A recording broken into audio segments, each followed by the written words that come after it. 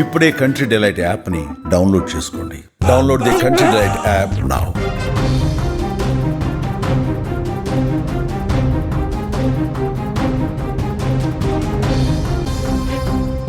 భారీ వర్షాలు హిమాచల్ ప్రదేశ్ను అతలాకుతలం చేస్తున్నాయి. గత కొన్ని రోజులుగా ఎడతెరిపి లేకుండా కురుస్తున్న వానల కారణంగా భారీ వరదలు ఇండ్లను ముంచెత్తుతున్నాయి. ఒక్కసారిగా వచ్చిన వరదలకు కొన్ని చోట్ల ఇండ్లు, మరికొన్ని చోట్ల కార్లు కొట్టుకుపోయాయి. వందలాది వాహనాలు వరదల్లో చిక్కుకుపోతున్నాయి. మరికొన్ని చోట్ల భారీ వరదల కారణంగా రోడ్లు తెగిపడడంతో జనజీవనం అస్తవ్యస్తంగా మారిపోయింది. వాతావరణ శాఖ అంచనా ప్రకారం జూన్ 20న రుతుపవనాలు వచ్చినప్పటి నుండి ఇప్పటి వరకు హిమాచల్ ప్రదేశ్లో 31 మంది మరణించగా 4 తప్పిపోయారు. 66 మందికి పైగా గాయపడ్డారు. ఇందులో పాము కాటుకు గురై మరికొంతమంది చనిపోతే నీటిలో మునిగిపోయి కొట్టుకుపోయి చనిపోయిన వారు ఇంకొంతమంది ఉన్నారు. అలాగే రోడ్డు ప్రమాదాలు, నీటిలో కొట్టుకుపోయినటువంటి వ్యక్తుల గణాంకాలు ఇంకా ఉన్నాయి. ఏదేమైనా మొన్నటి వరకు అనావృష్టి, ఇప్పుడు అతివృష్టి అన్నట్టుగా మారిపోయింది ఇక్కడ పరిస్థితి. కుండపోత వానలతో ఉత్తర భారతం విలవిలలాడుతోంది. వచ్చేది హిమాలయ పర్వతాలు. ఇప్పుడు దానికి సంబంధించినటువంటి దృశ్యాలను ఇప్పుడు మనం చూద్దాం.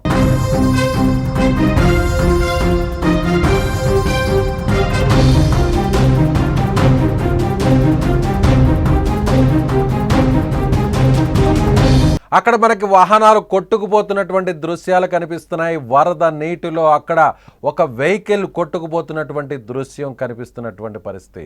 సో అక్కడ ఒక కారు కొండ చర్యలు ఎవిరిగి పడిన తర్వాత దృశ్యాలు. మనం ఇక్కడ రెడ్ కలర్లో ఆ రౌండ్ మార్క్ వేసినటువంటి ఆ సర్కిల్లో ఉన్నటువంటి వెహికల్ ఎలా కొట్టుకుపోతుందో చూద్దాం. అది ట్రాన్స్పోర్ట్కి సంబంధించినటువంటి ఒక మినీ వ్యాన్గా చాలా స్పష్టంగా కనిపిస్తుంది.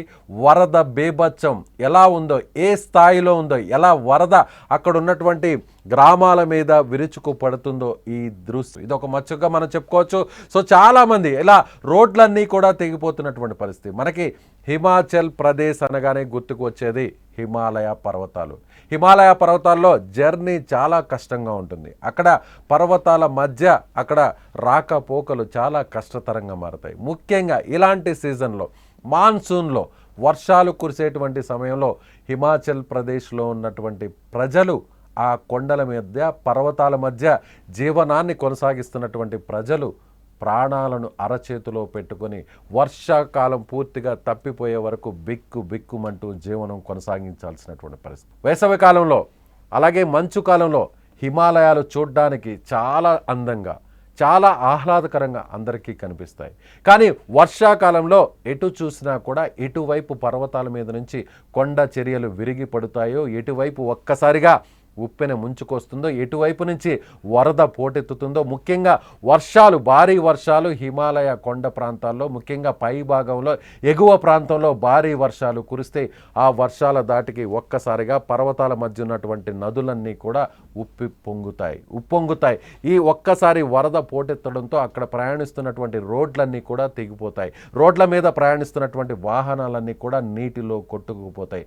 అలా నీటిలో కొట్టుకుపోతున్నటువంటి ఒక వాహనం మనకు అక్కడ చాలా స్పష్టంగా కనిపిస్తున్నాయి. నీటిలో ఒక్కసారిగా అక్కడ ఉన్నటువంటి కీటకాలు, పాములు ఇలాంటివన్నీ కూడా ఈ వరద నీటిలో కొట్టుకు వస్తాయి. ఎక్కడి నుంచో కొట్టుకొచ్చినటువంటి ఈ పాములు, కీటకాల వల్ల ఆ పాము కాటుకు గురై చనిపోతున్నటువంటి వారి సంఖ్య కూడా పెరుగుతోంది అని ప్రభుత్వం చెప్పడం నిజంగా బాధాకరం.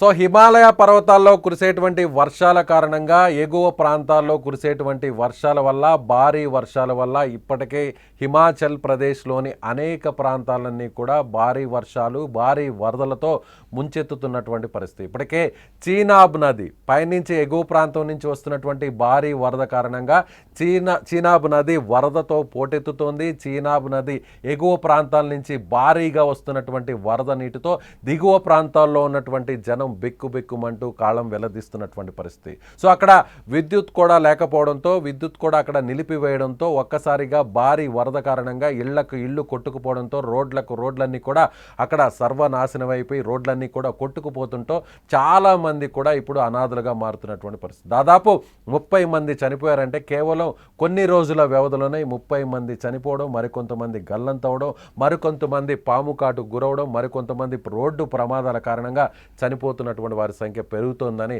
హిమాచల్ ప్రదేశ్ ప్రభుత్వం చెబుతోంది. ఇదే చినాబ్ రివర్ నుంచి, ఇదే చినాబ్ నది నుంచి, ఎగువ ప్రాంతం నుంచి నేరుగా అటు పాకిస్తాన్ కూడా ఈ వరద ఉధృతి కొనసాగుతుంది. అయితే ప్రభుత్వం కూడా వెంటనే సహాయక చర్యలు చేపడుతుంది. ఇప్పటికే అవసరమైన చోట ఎన్డీఆర్ఎఫ్ బృందాలు కూడా చేరుకుంటున్నాయి. అవసరమైనటువంటి రెస్క్యూ కూడా చేస్తుంది. ఎవరైనా కూడా వరద నీటిలో చిక్కుకున్నటువంటి బాధితులను వెంటనే గమ్యస్థానాలకు సురక్షితంగా తీసుకువస్తోంది ఎన్డీఆర్ఎఫ్ బృందాలు, అలాగే అక్కడ ఉన్నటువంటి స్థానికంగా ఉన్న పోలీసులు, అలాగే ఫైర్ సిబ్బంది. కానీ పాకిస్తాన్ మాత్రం చేతులెత్తేస్తుంది.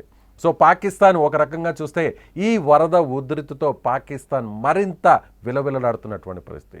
హిమాచల్ ప్రదేశ్లోని చీనాబ్ నది అక్కడి నుంచి ప్రయాణించి పాకిస్తాన్ మీదుగా సింధు నదిలో కలుస్తుంది చీనాబ్ నది. ఇప్పుడు ప్రస్తుతం చీనాబ్ నదికి వరద పోటెత్తడంతో హిమాచల్ ప్రదేశ్లోని అనేక ప్రాంతాలతో పాటుగా పాకిస్తాన్లోని చాలా ప్రాంతాలు వరద నీటితో చిక్కుకుపోయాయి. ఉత్తరాఖండ్ కానీ, లేదంటే హిమాచల్ ప్రదేశ్ కానీ, కాశ్మీర్ కానీ ఇలాంటి ప్రాంతాల్లో, ముఖ్యంగా హిమాచల్ ప్రదేశ్, ఉత్తరాఖండ్ లాంటి ప్రాంతాల్లో వరద ఉధృతి కొనసాగితే చాలామంది చనిపోయినటువంటి పరిస్థితి గతంలో కూడా మనం చూసాం. సో మంచు పర్వతాలన్నీ కూడా కరిగి ఆ తర్వాత వర్షాలు ఒక్కసారిలో ఎక్కువగా కురిస్తే ఆ వర్షపు నీటికి, వరద నీటికి చాలా ప్రాంతాలన్నీ కూడా కొట్టుకుపోయినటువంటి పరిస్థితులు మనం చూస్తున్నాం. మనం విజువల్స్లో గమనిస్తే వర్షపు నీటితో పాటు కొండ చర్యలు విరిగిపడడంతో అటు బురద నీటితో నిండి ఉన్నటువంటి వరద ఉధృతి మనకి చాలా స్పష్టంగా కనిపిస్తుంది. ఆ బురద నీటితో నిండినటువంటి వరద ఉధృతి అక్కడ ఇళ్లను కూడా కొట్టుకుపోయేలా చేస్తుంది. అలాగే రోడ్ల మీద ప్రయాణిస్తున్నటువంటి వాహనాలను కూడా తనలో కలుపుకొని వరద నీటి బయట ప్రాంతాలను ముంచెత్తున్నటువంటి దృశ్యాలు మనకి చాలా స్పష్టంగా కనిపిస్తున్నాయి.